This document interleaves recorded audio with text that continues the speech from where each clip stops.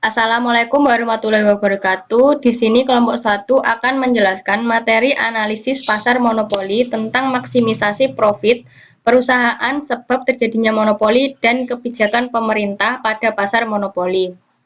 Nama kelompok 1 yang pertama Aldio Putra dengan nomor NIM 1904316266504. Yang kedua Alma Khairunia dengan nomor NIM 1904316266418. Yang ketiga Amanda Veronica dengan nomor NIM 1904316266526. Yang terakhir August Jeffrey dengan nomor NIM 1904316266466. Yang pertama saya akan menjelaskan pengertian pasar monopoli. Secara etimologis, kata monopoli berasal dari bahasa Yunani, yaitu kata mono yang berarti satu dan polis yang berarti pasar. Jadi, pasar monopoli berarti suatu bentuk interaksi antara permintaan dan penawaran yang ditandai oleh adanya produsen tunggal yang berhadapan dengan konsumen atau pembeli yang banyak. Ciri-ciri pasar monopoli yang pertama adalah hanya ada satu penjual. Karena hanya ada satu penjual, maka harga akan terbentuk langsung. Dalam hal ini, fungsi penjual adalah sebagai penentu harga. Yang kedua, terdapat banyak pembeli, produk tidak memiliki substitusi yang dekat. Tidak ada penjual lain yang menjual output yang dapat mengganti secara baik output atau produk yang dijual oleh monopolis. Yang ketiga, adanya hambatan untuk masuk ke dalam pasar.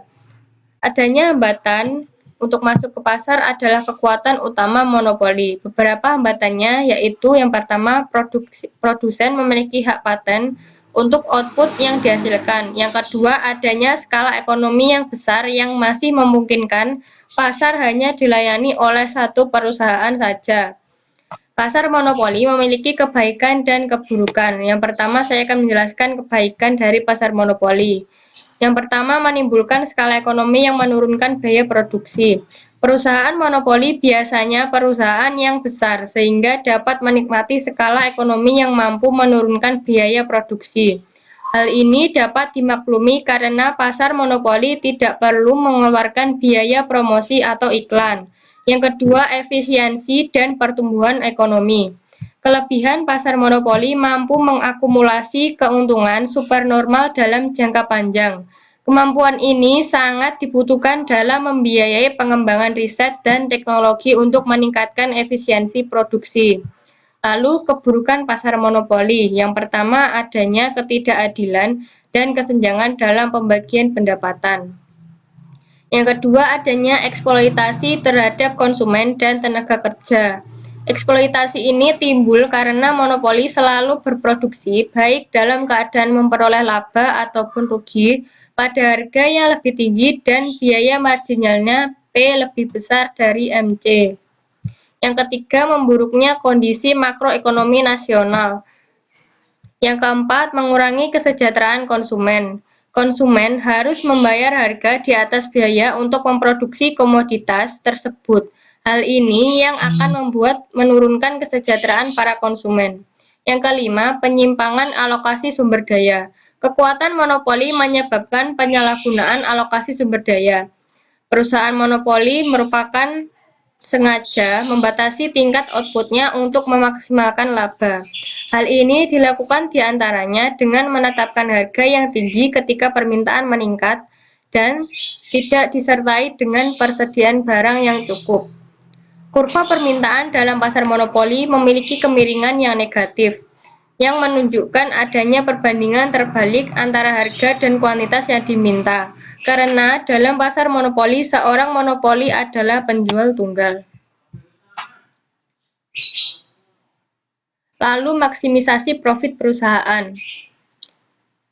Tujuan utama sebuah perusahaan adalah untuk mengumpulkan profit sebanyak-banyaknya.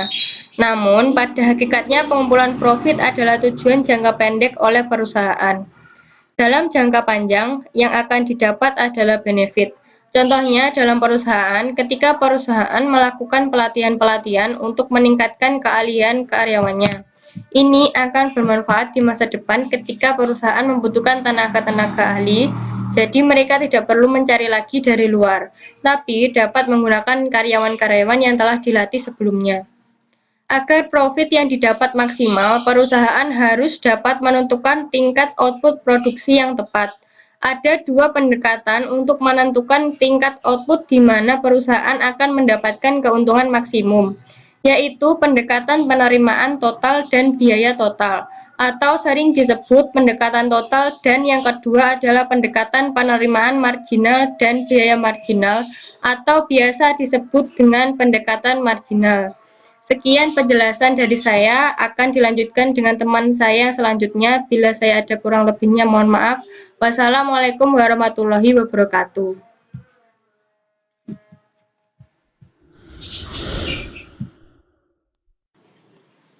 Baik, perkenalkan, nama saya Agus Jabrati Irawan. Saya di sini akan melanjutkan penjelasan mengenai maksimasi profit perusahaan. Baik, dalam penentuan nilai maksimum profit perusahaan dapat dilakukan dengan beberapa pendekatan, yakni pertama pendekatan total dan yang kedua pendekatan marginal. Baik, penjelasan yang pertama, pendekatan total. Keuntungan total sama dengan penerimaan total atau biasa disebut total revenue dikurangi dengan biaya total atau total cost. Penerimaan total merupakan perkalian antara tingkat harga yang terjadi di pasar dengan jumlah output yang dihasilkan. Sedangkan biaya total adalah biaya yang dikeluarkan oleh produsen dalam menghasilkan suatu output produksi. Dalam jangka pendek, biaya dapat dibedakan atas biaya tetap atau fixed cost dan biaya variabel atau variable cost. Biaya tetap adalah biaya yang tidak tergantung pada besarnya jumlah output yang dihasilkan, sedangkan biaya variabel adalah biaya yang tergantung kepada besar kecilnya jumlah output yang dihasilkan. Baik contoh dari biaya tetap adalah seperti penyusutan bangunan, penyusutan mesin, dan gaji karyawan tetap, dan lain-lain. Sedangkan biaya variabel merupakan biaya yang seperti bahan baku, penggunaan listrik, dan pembayaran gaji karyawan yang tidak tetap, dan lain-lain. Selanjutnya mengenai pendekatan marginal. Pendekatan marginal merupakan alternatif dari pendekatan total. Dalam memproduksi suatu barang dan menawarkannya di pasar, produsen atau perusahaan harus membandingkan antara biaya marginal dengan penerimaan marginal. Biaya marginal atau disebut marginal cost adalah biaya tambahan yang harus dikeluarkan oleh produsen karena menambah produksi satu unit output, di mana total cost adalah biaya total. Sedangkan penerimaan marginal atau marginal revenue adalah tambahan penerimaan karena menambah produksi output satu unit. Jadi, penambahan terjadi ketika perusahaan menambah satu output produksi, sehingga hal itu dapat menambah total tambahan penerimaan atau tambahan pengeluaran oleh produsen tersebut. Jadi ketika produsen melakukan produksi dengan menambah satu barang, dia akan menambah tambahan biaya yang harus dikeluarkan ketika melakukan produksi tersebut. Sedangkan dalam sisi penerimaan, dia akan menerima satu tambahan penerimaan ketika ia melakukan satu tambahan produksi output tersebut. Apabila penerimaan marginal masih lebih besar dari biaya marginal, maka masih relevan untuk meningkatkan produksi karena penerimaan meningkat lebih tinggi dari biaya sehingga karena keuntungan akan bertambah. Sebaliknya, apabila biaya marginal lebih besar dari penerimaan marginal, maka biaya meningkat lebih tinggi dari penerimaan sehingga kerugian menjadi bertambah. Keuntungan maksimum atau kerugian minimum akan terjadi apabila penerimaan marginal sama dengan biaya marginal atau MR sama dengan MC. Baik, mungkin itu saja yang bisa saya sampaikan. Kurang lebihnya saya mohon maaf. Selanjutnya akan dilanjutkan oleh rekan saya. Terima kasih. Selanjutnya, saya Alma Khairina Ramadhani akan menjelaskan tentang penyebab terjadinya monopoli. Ada 3 faktor yang menjadi penyebab terjadinya monopoli. Faktor pertama yaitu perusahaan memiliki sumber daya yang unik dan tidak dimiliki oleh perusahaan lain. Sumber daya merupakan bagian penting yang ikut andil dalam mewujudkan pasar monopoli.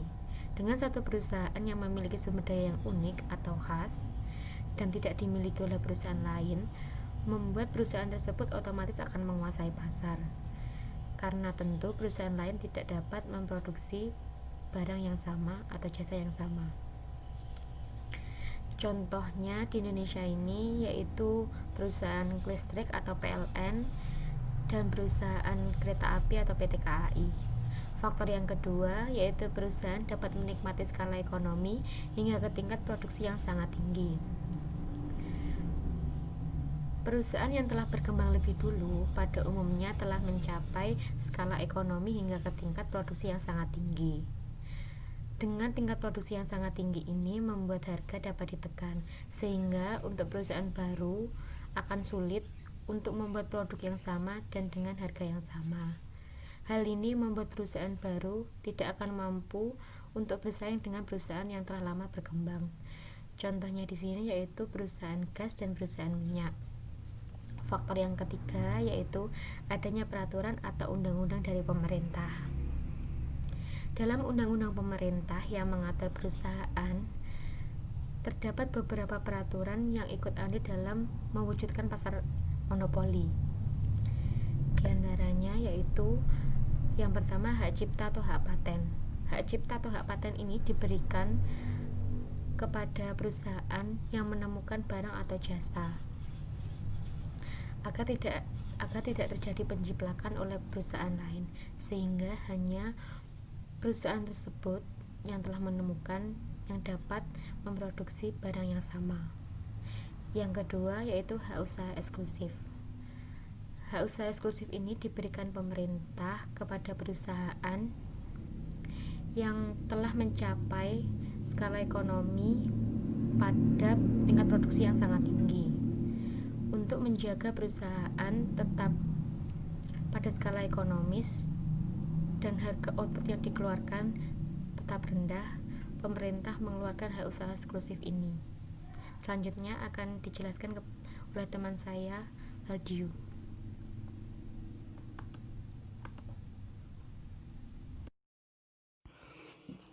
Assalamualaikum warahmatullahi wabarakatuh. Saya Aldio Putra Pramudia dari kelompok 1 ingin melanjutkan presentasi dari teman saya tentang kebijakan pemerintah pada pasar monopoli. Kebijakan pemerintah sangatlah penting dan krusial untuk mengatasi dalam pasar monopoli ini ya. Namun juga harus diperhatikan juga mengapa campur tangan pemerintah ini atau intervensi harus diperhatikan. Karena tidak semua campur tangan pemerintah menghasilkan hasil yang baik, meskipun memang tujuannya adalah hal-hal yang baik. Tujuan dilakukan campur tangan pemerintah adalah untuk mengatasi kegagalan pasar. Namun, ada kalanya tujuan yang baik tidak menghasilkan atau menimbulkan hal-hal yang baik juga. Inilah yang membuat terjadinya kegagalan pemerintah. Kebijakan dari pemerintah ini dapat diberlakukan untuk mengatasi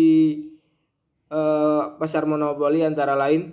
Yang pertama, membatasi ruang gerak monopoli. Jadi pemerintah menentukan harga, menentukan produksi supaya tidak terjadinya monopoli, supaya ruang gerak dari para monopolis ini terbatas seperti itu.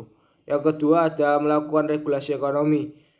Bila kemunculan dari pasar monopoli ini sudah tidak dihindarkan lagi, pemerintah dapat melakukan atau membuat regulasi-regulasi. Yang ketiga, ada kebijakan antitrust.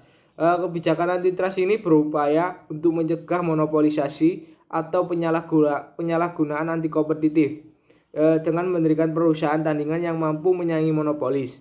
Oleh karena itu, Komisi Pengawasan Persaingan Usaha (KPPU) harus menjadi lembaga yang independen dan harus tegas sehingga terbebas dan dari intervensi kepentingan politik pengusaha yang teridentifikasi melakukan monopoli dan persaingan pasar yang tidak sehat.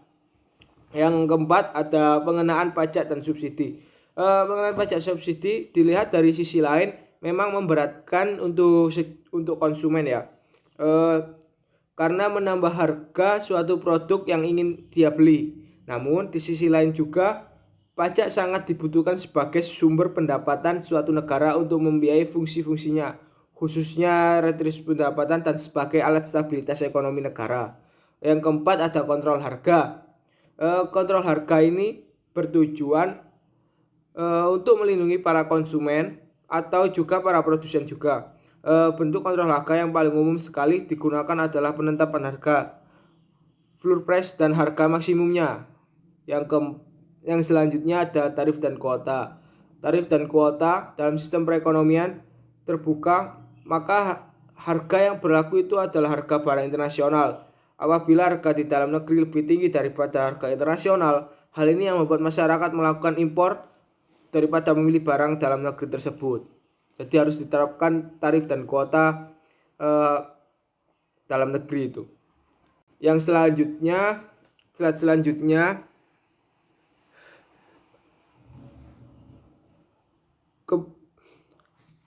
selain itu, masalah larangan monopoli juga diatur dalam pasal nomor 7 Undang-Undang nomor 5 tahun 1968 tentang perindustrian.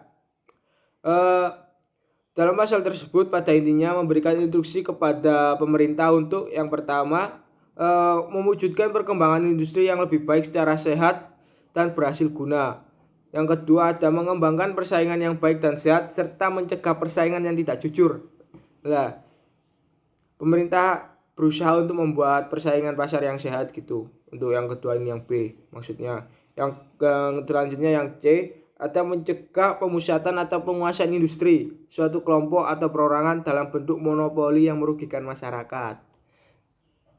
Di dalam UU anti monopoli ada ketentuan yang menggunakan kata-kata dilarang tetapi tidak otomatis dijatuhi hukuman karena ada perbuatan melawan hukum yang dilakukan pelaku usaha yang bersifat rule of reason, yang berarti perlu penelitian lebih jauh apakah tindakan pelaku usaha tertentu dapat mengakibatkan praktek monopoli dan atau persaingan usaha tidak sehat pada pasar yang bersangkutan.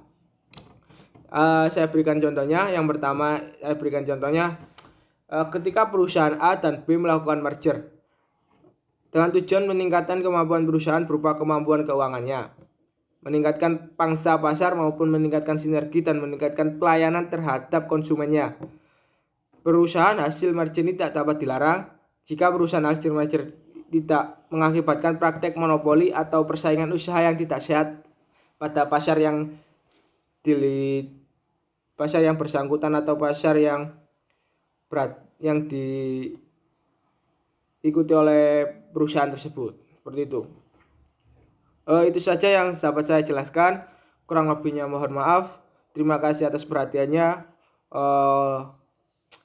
Saya akhiri. Wassalamualaikum warahmatullahi wabarakatuh.